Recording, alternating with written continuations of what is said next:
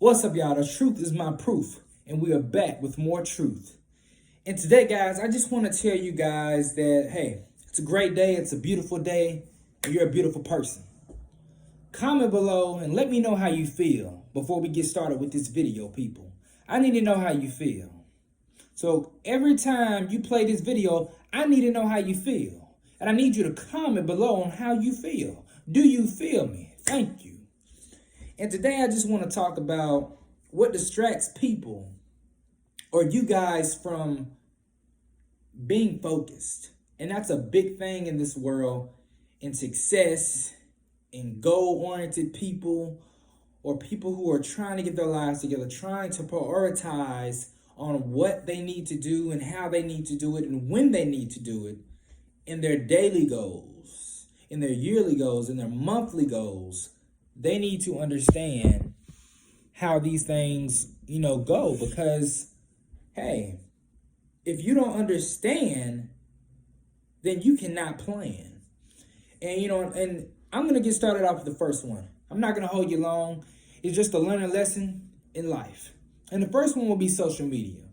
Yes, I said social media. And I know some of you may work with social media. So that may be your job. That may be your title. Some of you are YouTubers. And if that's your success, then that's where you would be, social media. But for other people, it may not, you may not need to be there. You're just there because you want to look at the comments. You want to look at other people's lives. And you want to compare your lives. And my thing is, don't compare your lives. And that's exactly what comments do in social media.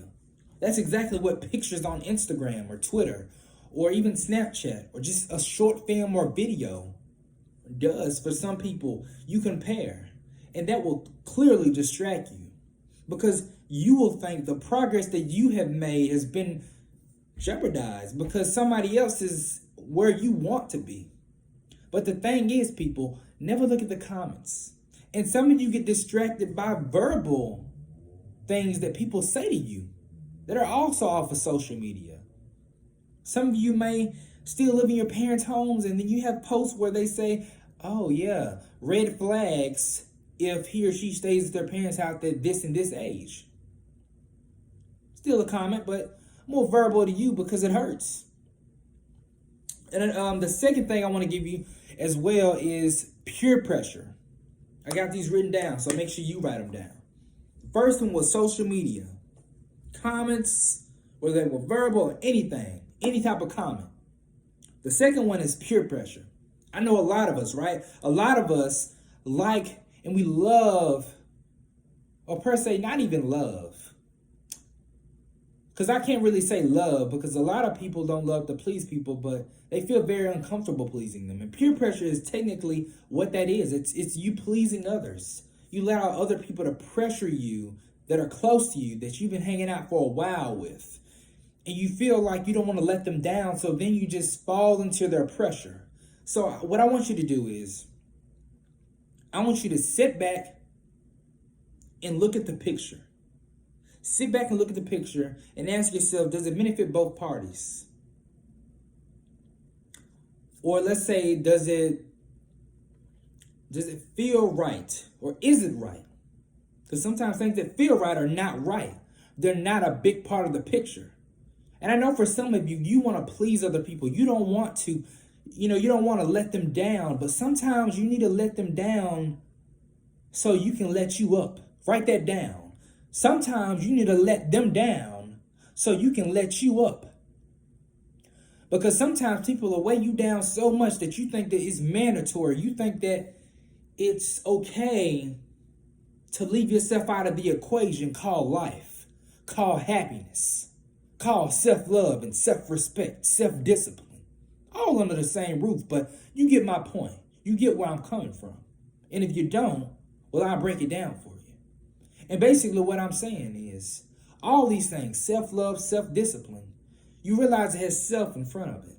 And it doesn't mean that you're selfish. It just means that, hey, I need time for myself too to work on me, to allow me to be helped, to allow me to breathe and be happy and be free and not feel like I'm a slave or a burden within myself because I'm helping somebody else.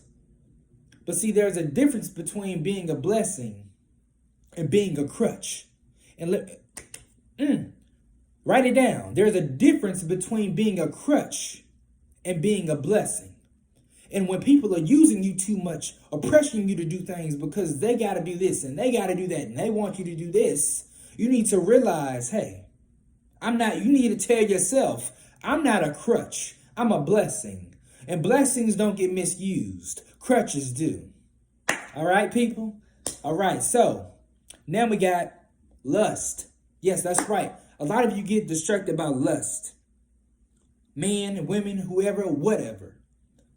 You know, it's like you can't stop having sex, or you can't stop doing this, or you just can't focus. Because either you had a rough childhood where, hey, I just had it hard. And some people are not going to get that. But lust is another one where you're just very distracted by women and men. You want to get all the men in the world. You want to get all the women in the world.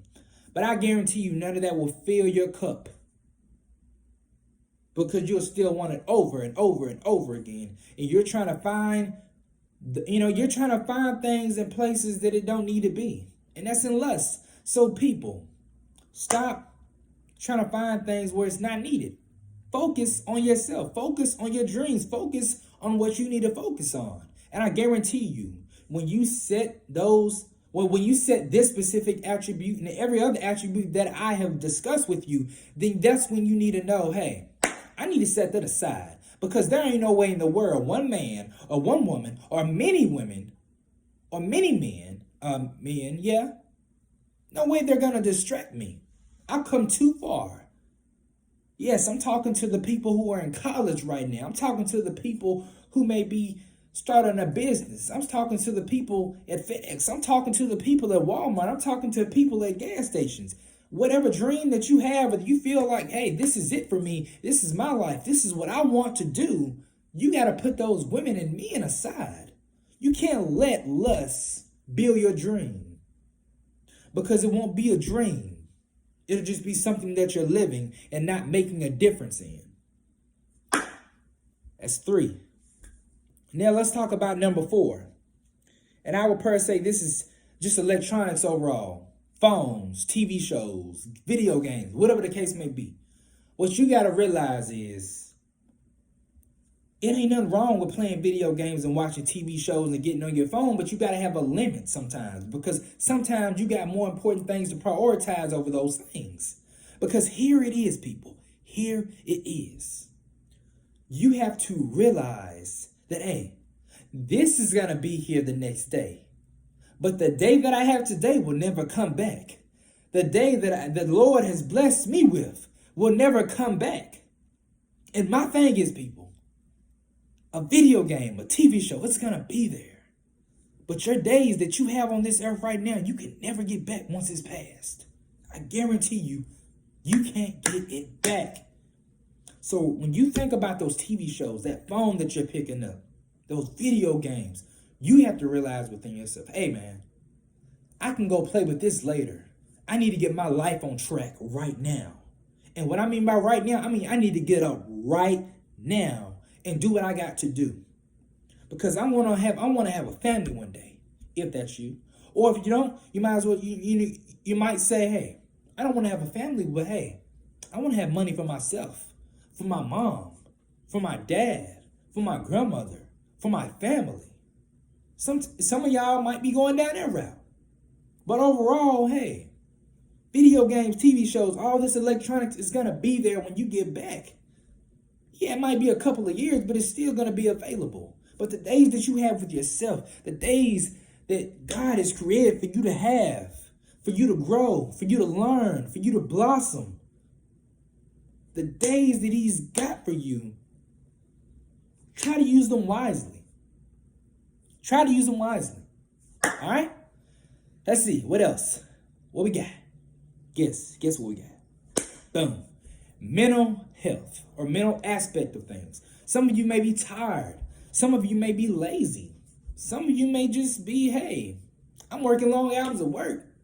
I ain't got time to focus on my dream because I'm working and focus on it. Or I'm working to, save up money for my dream. And that's fine. We're all going to get tired. We're all going to get lazy at a point in time. But you have to remember, people, that there's always going to be something that's going to make us lazy. There's always going to be something that makes us tired. But in the process, we have to realize that, hey, what is tiredness? What is laziness? What is tiredness? What is laziness? Like, define that. What do you define tiredness and laziness or some mental disorder that you may have? What do you define it as? Do you define it as something that just stops you? Do you define it as something that just tears you down or shoots you down or, just have that crab mentality? And it's probably not even the mental, it's not even the mental aspect of you sometimes. Sometimes it's the mental aspect of the people that are around you that can allow you to be not focused on the things that you really need to focus on in your life. So sometimes it's not even you that have the mental, health problems or the disorders or the negativity in your mind. Sometimes it's the people that are flooding you with the lies, with shortcuts in your life. And there are no shortcuts in life. And if there are, you're only going to get the short end of the stick. And I guess I understand some people may take the long way in life and they still may get the short end of the stick. But what I'm saying is, shortcuts never lead you down the right road. Never will. Okay. Last one. Limitations. What do I mean? Some of you are in a situation right now. And you're like, man, I don't know how I'm going to get out of this. I don't know what it is, but I don't know how I'm going to get out of it. I don't know. I don't know, God. I don't know. Send somebody to help me. I don't know how I'm going to get out of this situation. I don't know how I'm going to bounce back, God. I messed up. I failed my classes. I waste my time. I waste my money. I feel like my life is over. I feel like time is not in my favor. Some of you are like that right now. And you're like, man, I got limitations now. But what I'm here to tell you, you don't have limitations. You got it all in the bag, but it's all in your head that you don't. Time is on your side. I remember when I made a bad grade on a bad test and I was just mad. I was everything in the book. And I realized that, man, the second time that I take this test or retake this test, I didn't do so well on it. Why? Because I was moping and groping around and I thought I had limitations after I failed. So when you fail, don't believe that you have limitations. When a couple of years pass by, don't believe that you have limitations. Because limitations is a lie. Limitations is just an excuse that your pride tells you. Limitations is not who you are. And people, it never will be. Hey, I love you guys. Make sure you like, subscribe, learn, share, and be great, people. Be great because you're beautiful inside and out. You hear me? You feel me? Take care, people. DJR, the truth is my proof. And we will be back with more truth. Peace out.